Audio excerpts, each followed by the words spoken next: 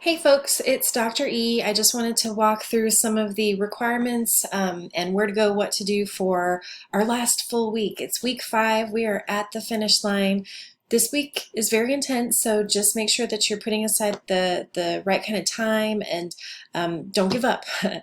We're in the home stretch, like I said, and next week we have our multimedia project and our course reflection. So to top this all off, I want to say review those multimedia guidelines, right? So that you start thinking about the work. If you're going to do something artistic, you might want to do that this week, maybe in taking breaks from doing the tough work of the peer reviewing and the portfolio revising. So what I want to do is remind you that in the content area, we do have, the videos and the rubrics for those assignments. So something to just review, and you can always let me know if you have some questions about ideas you have for the multimedia project or the portfolio. You can always ask me about that as well. So if we go to the week 5 area, it has all of the information, but I also kind of want to walk through our syllabus, which gives us a sense of where we're going and what we're doing, right? So for last week at the end, in preparation for this week, I asked that you read Douglas's bio. This is Frederick Douglass. Some of you are familiar with him. Some of you may have heard his name, but maybe not read anything by him, or maybe you've read excerpts from his narrative, which is really popular. Douglass is a figure who he's probably the most well-known and common name on a reading list about abolitionist literature, especially when it comes to enslaved experiences or enslaved people's experiences. Slave narratives is the genre, right? But we're going to read outside of that, especially in preparation for this week. Saturday is the 4th of July, and I think this reading is really important. So it comes at a really good time.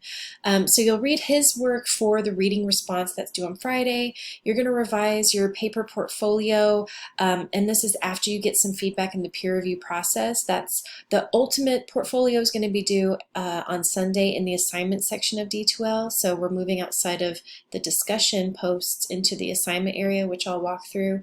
And then I want you to really start thinking about your multimedia project. So in looking at this week, right, your paper topic portfolio is due for the peer review session Wednesday by 11:59 p.m., right? So you're going to post your document, and then I'm going to place you in a group. So that's all been assigned, don't worry. And then you're going to offer peer review responses to each of your group members. Some of you may be in groups of groups of 4, some of you in groups of 5. Just I've broken them down in specific ways. So you are going to be required between Wednesday and Friday to go through and review everybody's work and offer them feedback. So that's time consuming, just plan ahead. Okay. On Friday, you need to upload all of those documents to return to the original authors in your group, right? But you also need your reading response to be completed. Between Friday and Sunday, you want to work on revisions. Go and look at all those people's feedback, the responses from peer review, update, revise, do everything you need to do for that final submission by 11:59 p.m. on Sunday. And then note we have a quick turnaround, because then Monday your multimedia project is due, and then your course reflection is on Tuesday. So this is like our finals week, so things are moving kind of quickly. I want you also to note that for your multimedia project, on Tuesday you'll have some responses that you need to do as well, right? So I didn't specify that on the syllabus schedule. It is specified in the rubric, so just make sure that that's on your radar, okay? How are we doing? We're doing all right? It's gonna go quickly, but I know y'all have it in it, so finish strong. If we go back to the week 5 information, I want you to note that I posted the MLA template here. I posted a previous version that you may have looked at, but I've updated it just a little bit, and I want to show you what that looks like. So remember that your portfolio needs to be in MLA formatting. So this is just a template that you can use that's already properly spaced. The header is there, the heading, all of those requirements are there for you. All you need to do is go in and delete this information and put your own in. And just a note that for the header at the top, you just double click in here, remove the words last name and put your last name in, and then double click to get out of that. There are MLA templates that you can find in Word, but some of them have some problems, some of them aren't quite formatted properly, so this is. So please use it. Why not? Okay. I've just given you an example. You need to use the tab button. When it comes to creating your works cited, that should come at the very end of your document. And there's a link here to the Purdue Online Writing Labs website, because we are working with an anthology, right? Our course text is an anthology, it's a collection, so we need to cite the sources in that way properly. So if you follow this link, it will take you to the Purdue OWL's website with specific information. You just have to scroll. We have all these different sources. And then if you scroll, you will finally come to a work in an anthology, reference or collection. That's where we are with our anthology by Norton, edited by Levine. But if you've made it this far into the video, I do want to share with you that if you scroll down,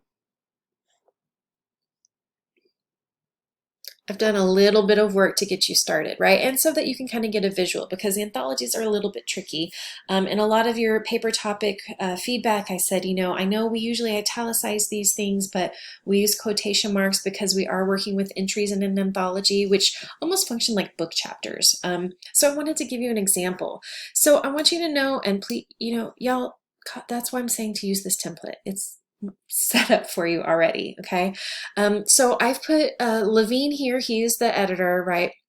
And so that's the Norton Anthology. It has the information. That's for the entire text, okay? That is just if you're citing this whole book as a document. And so what you want to do is include that in your works cited, not because you're citing the whole thing, because it's going to make the rest of the works cited easier. So if you look here, I've included this is the biography for Phyllis Wheatley. Y'all, if you use biographical, I'm going to make myself big so I can look in your eyes. If you use biographical or historical data that the editors have included, and the editor for these sections for the most part is Levine, so just reference him, that's fine. You need to separate an entry for that biographical and background data from the actual primary text, okay? Let me know if you have questions. All right, so if I'm going back to my example here, I'm using Phyllis Wheatley's biographical data as an entry because I'm going to reference that in my portfolio or in one of my weeks, So Levine is the editor and writer of that section, but you'll notice here that instead of, okay, now I have to do the Norton Anthology of American Literature, I have to do all this other stuff, all we need to do is write Levine et al. Et al. Is right here, right? It just means all those other people.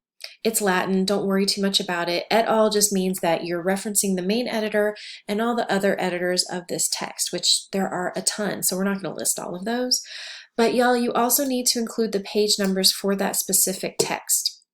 Okay, so if you're going in and then analyzing Wheatley's poetry, you need to reference it individually. Right? So on Being Brought from Africa, that needs to be in quotation marks here. The page numbers need to align with that work. Some of you are working with the longer version, so your page numbers may change a little bit, and that's okay. But for every text you reference, you need an entry, and that's why we're overall citing the complete text, and then we're just doing this et al. Because you should have quite a few entries in your works cited, because over the weeks we have referenced a lot, okay? If you have questions about this, just let me know, but know that there's also a lot of information at the Purdue Online Writing Lab website that can give you some examples, right? But I wanted to start you off here. Hopefully that's helpful.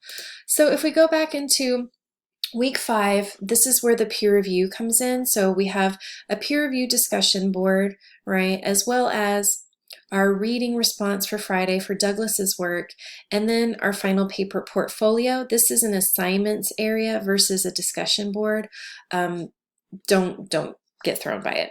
So instead of jumping right into the peer review process, I'm going to take a few moments to talk about the other assignments because the peer review is going to take me a bit longer. Okay, so for week 5's reading response, you're going to read Douglas's biography, right, and his text. And then what I want you to do is, as we've done in the past, and y'all are doing this so well in your paper topics, is offer, a summary in 2 paragraphs of the work, pull in quotes as needed, right? Reference the author, reference the text well.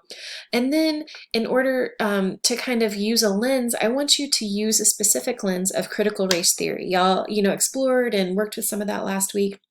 I want you to focus primarily on critical race theory and the elements in that theoretical lens. So if you click on this link, it will take you to the Purdue OWL's website, and it gives you that background, right, on critical race theory, these questions, which I really want you to think about in reference to Douglas's piece. And then I want you to also consider the terms that are important in such a theory, okay?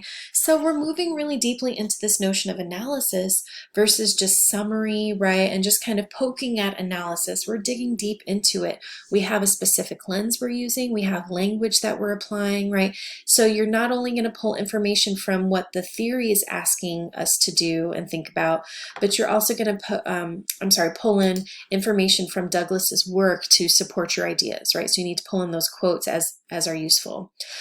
So 2 paragraphs on that. So pulling quotes from Douglas to support your ideas. Your response to this is due on Friday, which is the same due date and time as your responses to your colleagues for peer review. So just keep in mind that we have some overlapping things going on. This week is gonna feel busy, especially because Monday and Tuesday we have due dates right off the bat.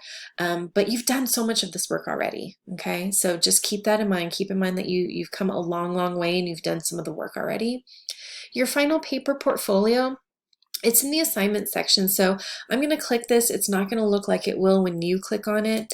But if I click it, you know, it has these instructions. It has the video, right? So if you haven't viewed it in a while, or if you haven't viewed it at all, take a look at the video instructions for the portfolio as well as the rubric. Always go back and look at requirements and guidelines before you submit something, just to be on the safe side. In the assignments area, you're going to have the option, the button to click to add an attachment. So you're just going to upload your document.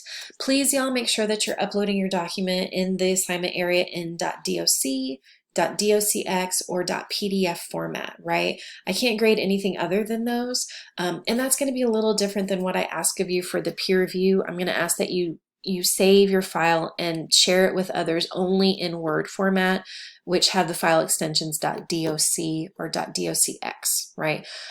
We don't know what kind of programs other folks have access to, but most people can't edit PDFs. So we want to be able to edit your work and return it to you, so it needs to be in Word format. If you have questions, let me know, but there are some details in the instructions for that. Okay, I'm going to take a step back because I'm going to post a second video that goes into more detail about this awesome, it looks overwhelming, this awesome peer review post that you're going to be working on. Okay, I'll see you in the next video.